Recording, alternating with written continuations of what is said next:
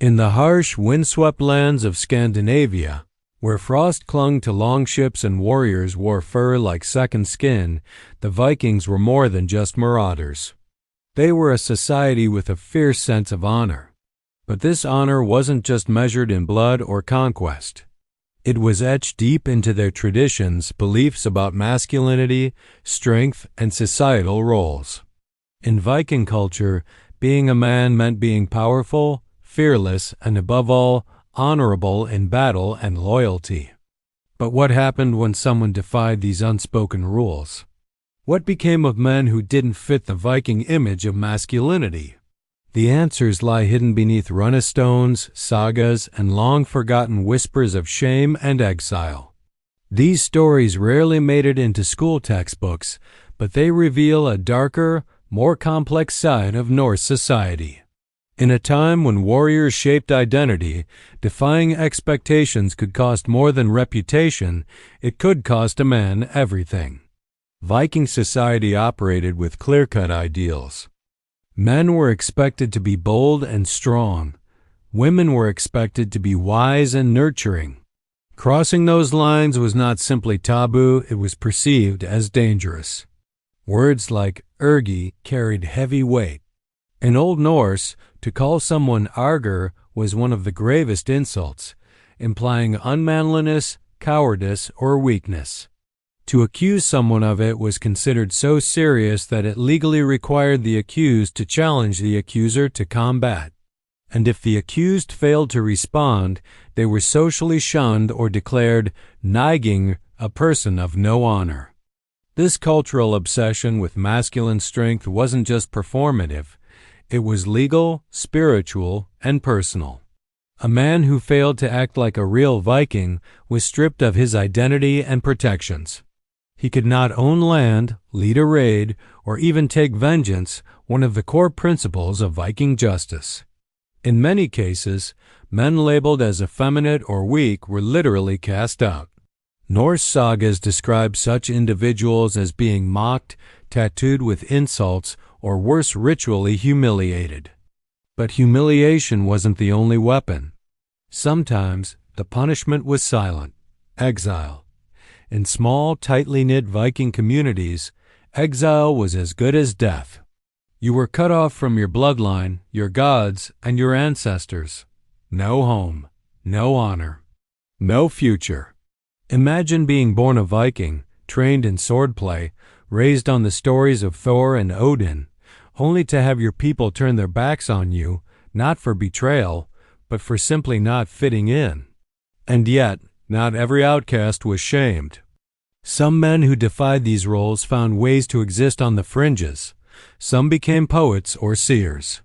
Others traveled to foreign lands where Norse expectations didn't define their worth. They lived quiet, complex lives, unwritten chapters in the Viking story that history rarely tells. The Viking world was not simple. It was brutal and poetic, structured yet full of contradictions. And those contradictions come alive when we explore how men who defied tradition were treated, not always violently, but always severely. The sagas don't lie, but they do omit. They glorify the berserkers, the raiders, the shield maidens, but rarely mention those who couldn't or wouldn't fit into these molds. But these forgotten figures matter. Their erasure speaks volumes about the pressures of conformity, the limits of cultural honor, and the fear of difference. In the next part of this story, we'll go deeper, into real cases, into specific stories from Norse texts and archaeological evidence. Where were these men buried, if they were buried at all? What kind of judgment did the gods reserve for them? And most importantly, what can their forgotten lives teach us today?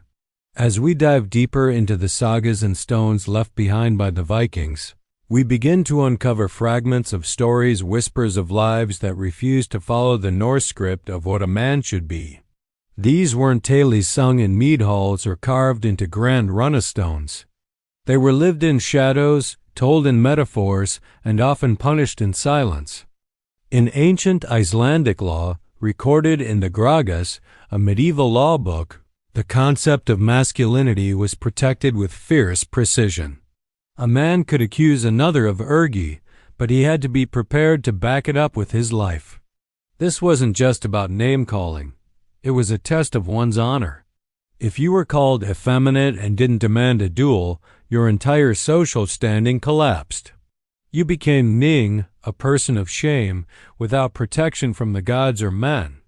You could be killed without penalty, and no one would mourn you. This was the unspoken rule of Viking society. Strength and dominance were survival, and deviation meant danger. But while some sagas condemned nonconformity, others subtly hinted at lives lived differently. In the saga of the people of Laxardal, we read of individuals whose roles blurred the masculine ideals. Though these characters were not central, their presence was not erased either. One man, described as being soft-spoken, gentle in demeanor, and uninterested in war, was treated with suspicion. He was not directly harmed, but he was never given status or respect. His story ended quietly, no glory, no saga songs. Just silence. And perhaps, in that silence, lies the truest punishment of all. Archaeological discoveries add another layer. In 2017, researchers in Sweden unearthed the grave of a high-status Viking warrior buried with weapons and horses. For over a century, it was assumed to be male until DNA testing revealed the warrior was biologically female. This sent shockwaves through Viking scholarship. If gender roles could be challenged by women, did the same happen with men? Some scholars believe yes, though proof is scarce. Graves with minimal weapons, domestic tools, or symbolic objects often leave researchers wondering if the person buried lived a non-traditional life. Were they healers? Were they shunned? Or were they simply different in a way that history refused to record? The Norse myths, too, carry secrets. The god Loki, often portrayed as a trickster, was infamous for challenging gender norms. In some tales, Loki transforms into a woman, gives birth, or takes on roles that no other god would dare. While Loki is both celebrated and feared, his stories reflect a society that, while rigid, had space for the symbolic breaking of boundaries. But in human terms, these same behaviors were rarely accepted. Loki's divine strangeness was tolerated because he was a god. Mortal men who stepped outside the lines were not so lucky. Yet not all who defied tradition were doomed. Some found strength in solitude. In the far edges of the Viking world, away from the strongholds of Denmark and Norway, lived those who simply walked a different path. They didn't raid. They didn't rule. But they lived, and in doing so, they survived. There are quiet mentions of seers men who spoke to spirits, healed the sick, and refused violence. They lived on society's edges, often feared but also secretly respected. Some were believed to speak the words of the gods. Others were left alone, neither honored nor harmed. In a way, their lives were their own form of rebellion. So why does all this matter today? Because the Viking obsession with honor, strength, and roles is not so different from the pressures many still feel in modern society. The fear of being different.